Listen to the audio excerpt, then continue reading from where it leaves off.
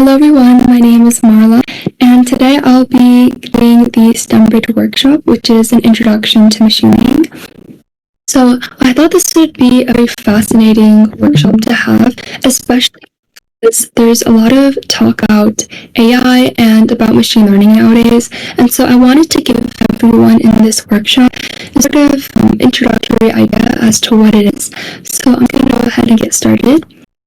So there are three main areas that we will be focusing on. The first is linear regression, the second is neural networks, and the third is AI ethics and responsible AI development. Okay, so just one more time, can you hear me okay? Is there any issues with the slideshow or anything? Oh, you're all good. Okay. So first off, what is machine learning? So machine learning is essentially a type of way that it's how computers learn in a way that they don't have to constantly rely on humans. So there are three main areas of AI or of reinforced learning that we see today. So there's the big general AI, which is artificial intelligence, which is referring to anything that is automating human behavior. So for example, let's just say that I make a robot that learns how to make coffee, right? That's an example of AI because it's mimicking a human-like behavior, which is making coffee. But then there's the second layer, which is machine learning. And machine learning is using very specific types of algorithms, such as supervised, unsupervised, or unsupervised, in order to make more predictions. So that's machine learning. And there's another subcircle, which I'll get into today, which is deep learning. So deep learning is using complex neural networks in order to make predictions. So the main difference between machine learning and deep learning is that deep learning is using more neural network based things like the perceptron, which I'll get into later. So that's a basic introduction to machine learning. Okay, so now there are three types which I'll go a bit more into. So the first is supervised learning. So supervised learning trains on something called labeled data. And this means that the data is already tagged with the correct answer. So let's just look at this table, for example, and what this data set is trying to do is look at a person's gender and a person's age and determine if they are healthy or sick. So this data table right here is an example of labeled data because it already tells us whether a person is healthy or sick. So if we look here, we have a patient which is a male, they're 67, they're labeled as healthy. We have a female with age 31 labeled healthy, but then we have another female who is 22 and is labeled as sick. So this is just one instance of a patient, and realistically, when we look at supervised learning, a machine model is going to be looking at anywhere from hundreds to thousands to even hundreds of thousands of patients. So this is literally the smallest sample of the data set you're looking at right now. In reality, this would continue on thousands and thousands of lines. Okay, so that's the first aspect. And supervised algorithms are predicting types of outcomes. So based on this data set, I'm going to give the machine a new unlabeled data set. So for example, like this, right? So after the model has been trained, I will give it this empty data set and it will have to predict whether someone is healthy, sick, or not healthy. And that's the basic idea behind that. And there's two main types. There is classification and there is regression. So classification is just how it sounds. It's pretty straightforward. And it happens when the model is classifying the predictor into different groups. So in this case, it'll be healthy or sick. And then regression is going to be using any sort of equation or okay, obviously all of them use math, but it's predicting a specific number or a specific value, which I'll get into later with linear regression. So that's supervised learning. This is a basic diagram of the process. So input raw data, we have triangles, we have squares, and we have circles. And one thing to keep in mind is that the model most likely already knows what a circle is, what a square is, and what a triangle is. It knows this is a square, this is a circle, this is a triangle, because this is all labeled. And this data will go through the algorithm and will go through this repeated cycle with training and modifying, and it will be able to classify them into 3 different types of groups.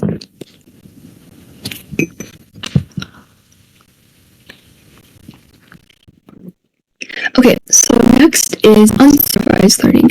So unlike supervised learning, unsupervised learning trains on something called unlabeled data. And what this means is that the data given does not tell you the outcome. So like for patient 1, for example, the gender is male and they're 67 years old. But the data does not tell us whether they are healthy or whether they are sick. And so this is what linear regression is trying to determine. It's not trying to tell the degree to someone which is healthy, like, oh, you are 80 or 90% healthy or 70% sick. It's not giving us any specific numbers. It's just grouping the different types of data together.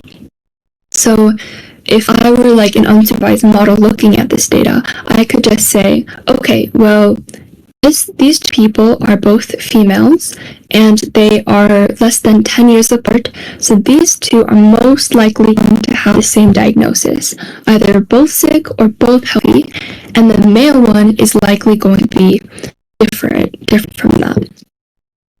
Unsupervised learning is doing, and it's associated with clustering and with association patterns. So if I look at this one example right here, this is what unsupervised learning looks like on a graph.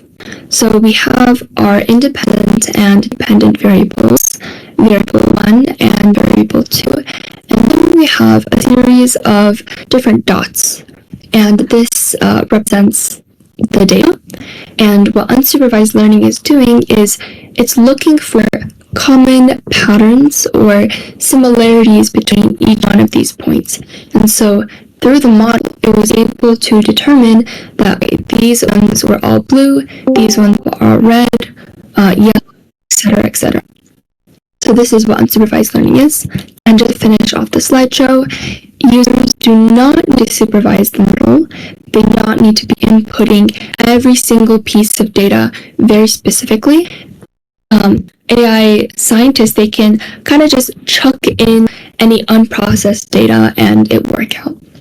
And though the algorithm works on its own to discover patterns and information that was previously unknown. And it resembles observing the degree of similarity between objects. So in more simple terms, that's just saying it's comparing different data points and then seeing how similar or how different they are from one another. Okay, let's go back with this. So this is a very odd data set that I came across a few years actually when I was starting off, but it's called Blueberries versus a dog. And as you can see, there's a bunch of images of either blueberry muffins like these ones or chihuahuas. And so to a computer, these are very, very similar, right? But to a human, they look very different because there's like specific shadowing details or like how consistent the eyes are close to each other. Just very almost unconscious differences that we pick up make us be able to determine a blueberry muffin from a chihuahua. But if I were to give this entire dataset to an unsupervised model, it's going to look at each one of these images and sort of group them with other pictures that look similar. So let's just, for example, take this image, right? So we can see that there's a bit of glare in the eyes, maybe there's some shadow differences, tend to be more pigmentation around the outside, sort of hyper analyzing the picture, and the computer is actually able to tell us that this, all the Jawas are going to be grouped together. And then blueberry muffins, they tend to have irregular placements of the blueberry, and there tends to be these ridges, or like coloring is a bit different, and based on that, it's able to differentiate the two. That's a very odd but interesting example that I always refer to when I'm talking about supervised learning. Okay, so this is another model between cats and dogs. This one is more of a traditional approach to how people teach it, but here we have an array of different cats and different dogs, and the machine learning model is going to classify them into two. I think one thing that this picture is not accurately showing us is that the model doesn't even know what a cat is, and it doesn't even know what a dog is. So more realistically, there's just going to be hundreds of thousands of pictures of cats and dogs, but they're classifying them without knowing what they actually are, and only based on their characteristics. Like, okay, a cat has more pointy ears, and it tends to be more of a conserved sitting position, whereas like a dog may be more excited, where they may have like bigger eyes or something. So these are just two very good examples to explain unsupervised learning. And then going back to this diagram, I already explained this one, which is just classifying, but B, this is an example of regression, and it's a type of supervised learning. So as we can see, these dots represent labeled data. And remember, labeled data means that the correct answer, or what the data is saying, is already tagged. And that's the main reason why they're colored instead of being uncolored. And so the supervised learning model is going to predict a specific equation, a specific number, in this case an equation, that tells us where to divide the line between variable 1 and variable 2. So this is a very technical picture, and it'll make a lot more sense as I go through the presentation. So up until this point, does anyone have any questions about supervised or unsupervised learning? Okay, I'll move on then. So the last type of learning is reinforcement learning. So this is arguably the most similar way that humans learn. So I'm going to use an example of a dog. Okay, so let's just say that I have my pet dog and I want to teach it to fetch a ball and bring it back to me. My first step is I would throw the ball, and then the dog would go fetch it and bring it back to me, right? So every time that this dog does the desired action, which is fetching the ball, I'm going to give it a reward, such as like a treat, right? But if I throw the ball again, but the dog does not fetch it and it does not give it back to me, I will not give the reward to the dog. And it's kind of this loop that keeps on repeating over and over until the dog has learned the necessary action, which is to fetch the ball. And so this is similar to how we learn because it's trial and error. And because of this, models that use reinforcement learning, they are very, very clumsy, and they are very unpredictable at the beginning because they don't know what they're doing. They're just starting out. But as they start to repeat this loop over and over and over again, they start to learn which actions lead to the most efficient results. And when we go back to the dog example of giving it a reward, what the algorithm does is it will get like a certain number or a certain indication that this is the most optimal result as the reward. One way that I like to describe this is that it finds a balance between exploration and exploitation and uncharted versus current knowledge. So in a way, in the beginning, this model is uncharted, right? It needs to explore things, it doesn't know much. As it goes on later, it starts to use its current knowledge in order to make the most optimal results, the most optimal output, if you will. So algorithms are not told what actions they must take. They have to figure out that through trial and error, and they have to discover which actions will lead to the most desired output by trial and error.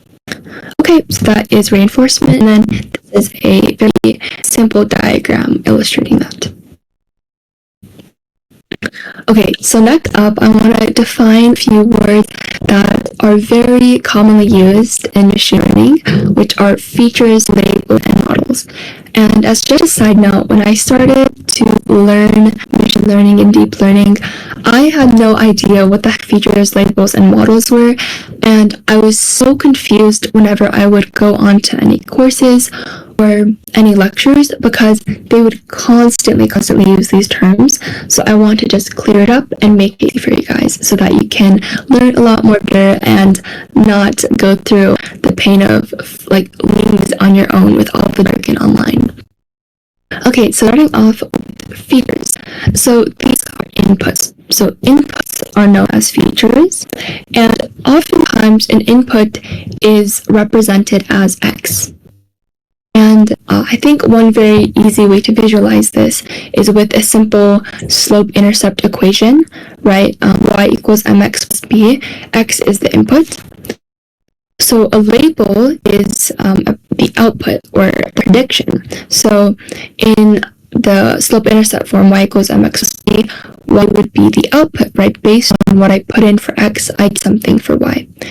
And a model is a relationship between x and y.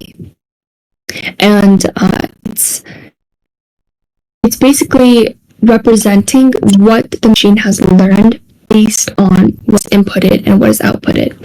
So you can see I put in data and I have my algorithm, and these two form the machine learning model, but this algorithm is based off of features and labels. Okay, so this is a table with that example. So let's say I'm trying to make a model determining whether it's going to rain or not. So I have 5 main input features. So humidity, cloud coverage, wind direction, temperature, and atmosphere pressure. These are all, everything in purple is input, right? And then this pink right here, this label, is the output. So based on these 5 factors, I can tell whether it's going to rain or not. So in this case, the percentage is 1%, or with this group of features, it will be 98%. And then this collective, this whole table is representing the model, which is the relationship between the features and the labels. Okay, moving on.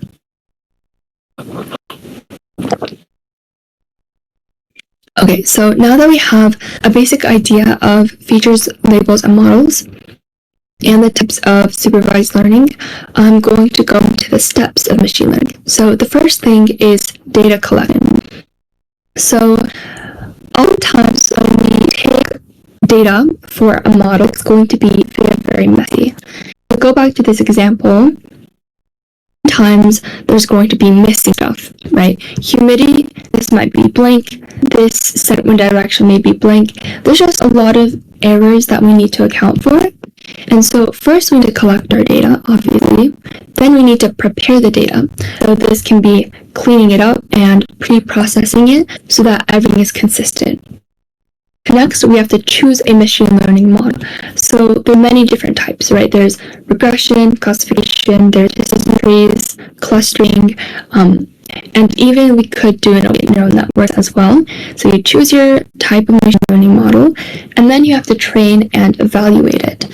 So I have to input my data, and it's going to run a bunch of tests, and based on the margin of error that it's giving, it's going to keep repeating itself until it's optimally trained. Now this is a bit of a side note, but there's this thing in machine learning called the 80-20 rule. And what this is saying is that 80% of your data is going to be used to train your model, and then the 20% is going to be used to check it off and to make sure that it's working correctly. So that's step 4. And number 5 is parameter tuning. So 4 and 5 can almost group into one step, but they are like they are dependent on one another.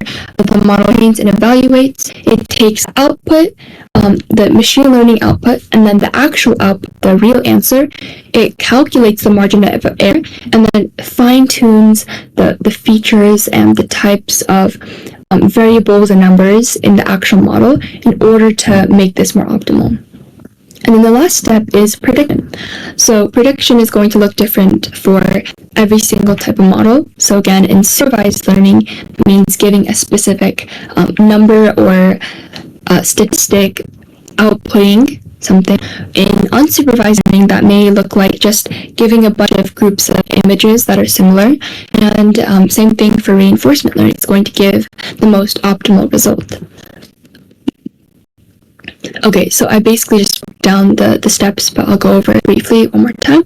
So data collection, I'm gathering data from files and things, and I'm essentially figuring out the problem that I want this machine learning model to address. The second step is data preparation, which means I'm going to add more data, delete more data, or alter data in order for it to be as formatted as possible and organized.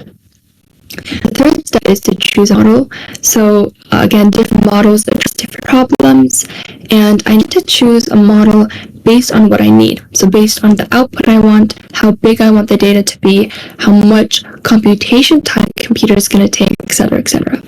And then fourth is just training and avoiding overfitting using holdout and loss validation, and then providing the model with training data.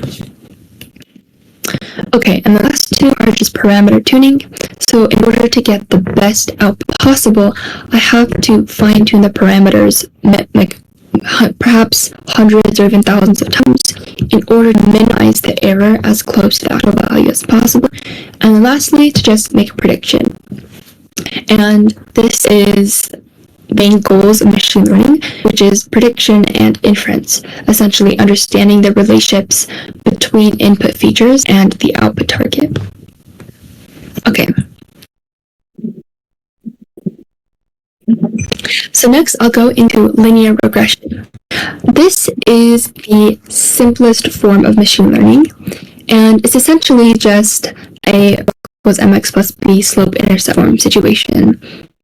So x is the independent variable, y-axis is dependent. Linear regression is finding the best fitted lead for the model. So here is a diagram. It looks kind of crazy at first, but it's very, very simple. So let's just say that these dots, these orange dots, each represent a data point in my set, okay? And this blue line is representing the model's prediction for this line of fit. This is just y equals initial value plus value x. And what the model will do is it will take the point, it will take the same point on the blue line, so this point and here, and it will square the difference between that. And after it squares it, it's going to go back in the model and fine-tune it. And this is known as the error margin, the difference between the blue and the orange. And the smaller this number is, the more accurate the model is, essentially. So it's predicting what is y based on x. Okay, so in simple terms, this is just finding the line that is most suitable for a given point of data. Okay, next, I'm going to go into neural networks. So neural networks are more of a deep learning concept, and it's a more complicated one. So if you aren't able to pick up everything immediately, that is totally okay. But this is more of an introductory lesson on. So what are neural networks? A neural network is a series of algorithms that try to recognize patterns in data. Now you may be asking, okay, what's the difference between a neural network and unsupervised learning? They're both recognizing patterns in data, right? The main difference is that in neural networks, they're much more complicated, and they're so much deeper. They're so deep, in fact, that I would say 99% of the time, the person writing a neural network does not even know what's going on in the middle. So I'll go to that later, but they are inspired by the human brain, by the neurons, and they work out to solve problems. So this is a perceptron, and this is going back to the idea that I don't even know what's going on inside. So there's going to be hundreds of thousands of perceptrons within the model, and they're each making different types of calculations in very different ways that just can't be like reproducible. It's going to be so different every time, and they're going to be tackling so many different combinations that we can't possibly understand each type of relationship that's going on. So this is the perceptron, which is the building block of a neural network. And you first start off with your input, right, your features, and then the neural network will make different relationships between the input and the weighted sum.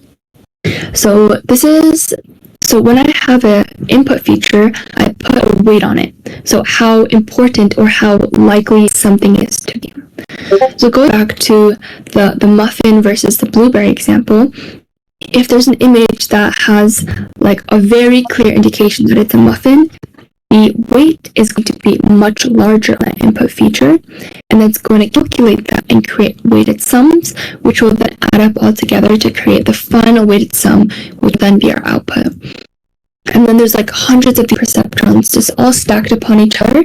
So we have like 10 possible outputs, and each of those outputs are then going to be connected by more nodes and more neurons to eventually create one single output. Process data through nodes, neurons, which are arranged in layers. So this is called the initial layer, the input layer. This is oftentimes the hidden layer because it's a step taken that we don't know too much about. We don't know exactly what math goes on in here. This would be a hidden layer, and this would be our output layer. Okay. So there are two types of propagation when it comes to neural networks. The first, excuse me. Did you have a question? Okay, so there's two types of neural networks. There's forward propagation and backward propagation.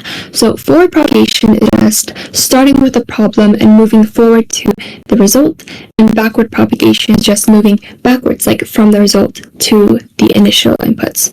So forward calculates outputs by applying weights and biases to input data through activation functions, and the activation function is like the main mathematical equation that given node is using to determine whether something is likely. And then backward propagation is adjusting biases to improve the accuracy over iteration, so working backwards. And then through time, we're able to iterate through these processes and then optimize the network.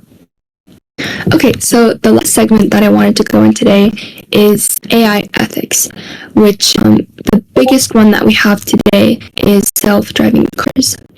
So I'm sure everyone here has heard of the trolley problem, right? It's when, okay, maybe not this, but it's like you're on the railroad and you have to decide whether to like hit 10 people that you don't know, or to save, or to hit one person that you like know and love, right? This is like the infamous AIX problem, because we are still trying to determine what we need to prioritize when it comes to making self-driving cars. And in order to do that, we have to look at a lot of bias and avoiding all these different types of inputs here. So let's look at this example. So there's 3 different scenarios for this car. So the first one is either in order to save more lives, the car is going to hit one person and completely swerve off the road and break driving rules in order to save these people. But then in scenario B, the car is going to swerve to save one person, right? It's sacrificing the driver for a pedestrian. And then scenario number C, it's swerving when there's lots of pedestrians, but there's no one hitting it. And these three scenarios really bring to light, like, what do we do if there's like a group of 30 pedestrians in front of us that are like illegally jaywalking? Like, do we need to save them and sacrifice the driver and break driving rules in order to save human lives? Or do we continue and stay with the law and continue because these people are jaywalking and we don't want to break any laws, right? That's infamous debate among ethics in self-driving cars. So these are some factors that a lot of machine learning scientists are taking into account. So the first one is saving humans or pets, staying on course or swerving, sparing passengers or pedestrians, sparing young or elderly, and sparing legal pedestrians or jaywalkers. So this is perhaps the most controversial one because, you know, a lot of times people jaywalk, and how self-driving cars need to deal with that may be confusing. So to end off this slideshow specifically, I've listed 4 great resources for learning more about AI ethics, as well as learning more about machine learning and deep learning. So the first one is the Center for Data Ethics and Innovation. There is the University of Helsinki online course, and there is so many excellent online courses on Coursera, such as STAN Machine Learning and MIT's Intro to Deep Learning, and then Kaggle. So that's going to be the slideshow for now. I'm going to go ahead and stop sharing the screen and pull up the second part of today, which is the AI chat box. So let me just do that real quick.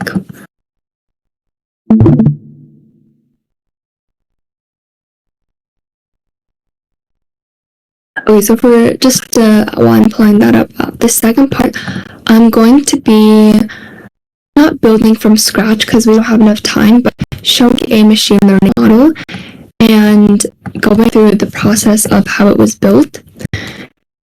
And let me just pull this up. So this model I did not make it. It's a public GitHub repository, but I did want to go through the steps of how it was made just so that we can get a better idea. Okay, so I'm going to go ahead and share my screen again.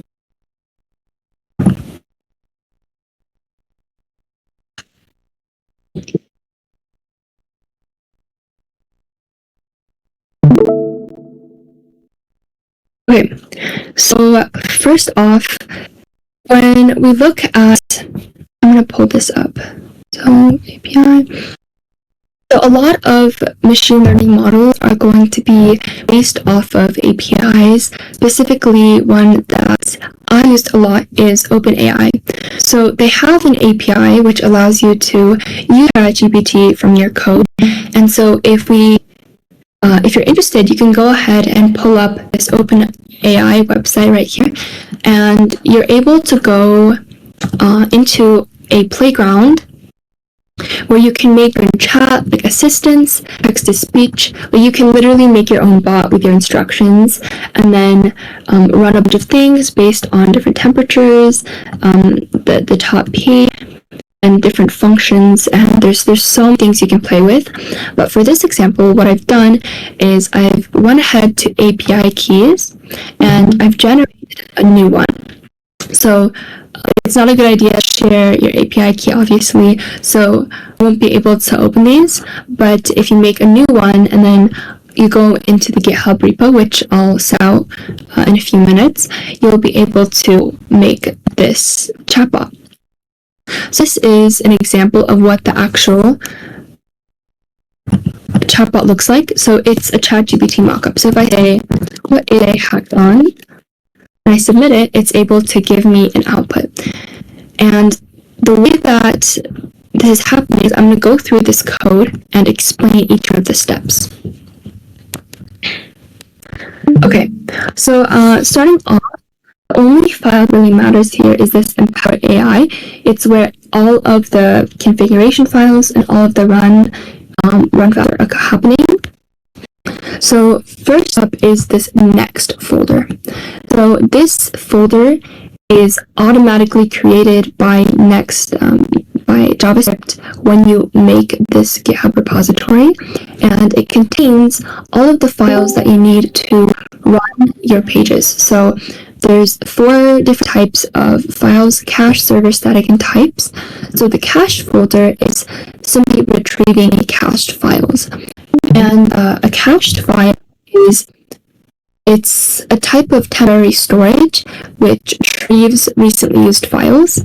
We have server folder, which holds any server-side pages that are used on the server side. And the data folder contains assets, so JavaScript files, CSS files, images, anything that needs to be built when the application runs. So if I take a look here at this layout.css, it's going to have all the formatting, so specific fonts that I want to be able to use, whether like a scroll bar is visible, font size, transition properties, where on the screen a specific component is going to be placed, etc. So that's the static. And then the rest of these are just build files, which help me build the actual application when I run it. Okay, so next is this app. So this is the most important part of the entire code, because this is where the programmer is actually going to be coding the actual code. So we have, first up is the types folder, which, let's see.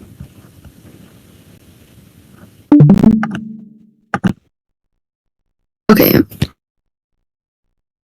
So if we look at this, where did it go?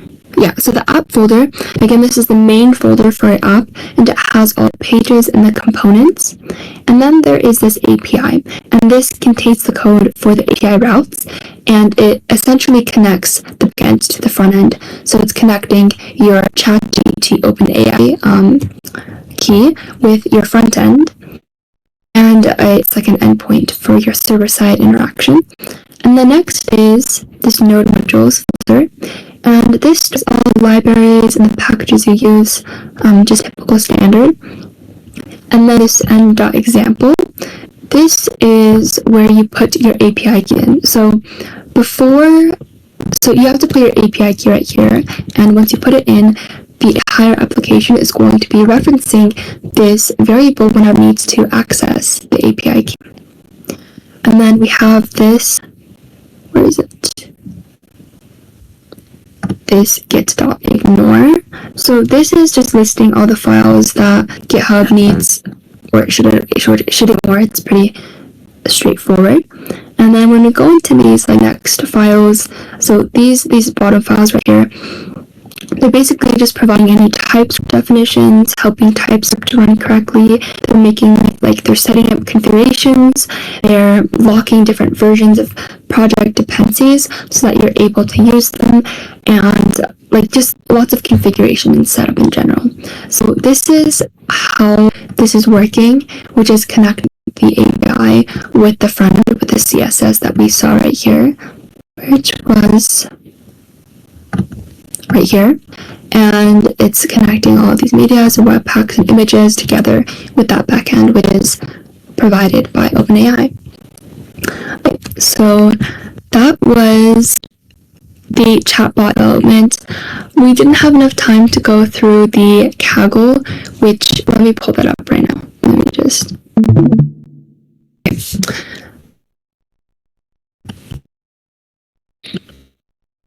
So to end off today, I wanted to provide a few different types of resources that you guys can reference if you'd like to continue learning machine learning. So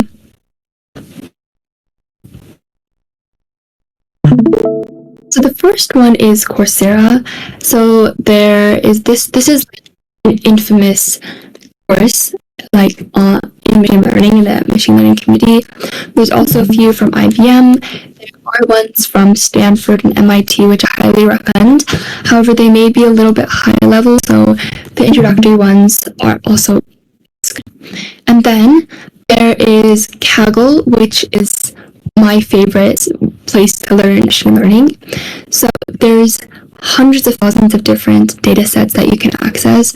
So this one is like a real estate one, and it has different photos like where the house is, the address, rooms types, and it can like predict so many things like how expensive it is, how many bathrooms it has, and there's even like so many different things like disease ones. So if you're into more medical things, there's so many different types of data sets for everyone. And then you're able to create notebooks. So this is one that I had. Let's see if I can open it up. Yeah, so I'm able to take in this data set, analyze it, make predictions. So on screen it looks a bit complicated, but if you are going into the Learn module, you're able to get a very good introduction to everything, how to process your data, how to work with pandas, how to like introduction to Python and programming, SQL, deep learning, computer vision, everything it has courses on. There's competitions, so I'm sure all have found the EmpowHER hacks through DevPost. This is very similar where you're able to find machine learning competitions, and yeah, they're just so nice, and like there's so much to learn from these, and there's big prize pools as well. Data sets, models, lots of code. So if you have trouble with actually hand coding, you can look at these code references to help you. And there's lots of documentations. You can host competitions. There's just so much to explore in Kaggle. So I highly, highly recommend this. And yeah, is there any questions for today?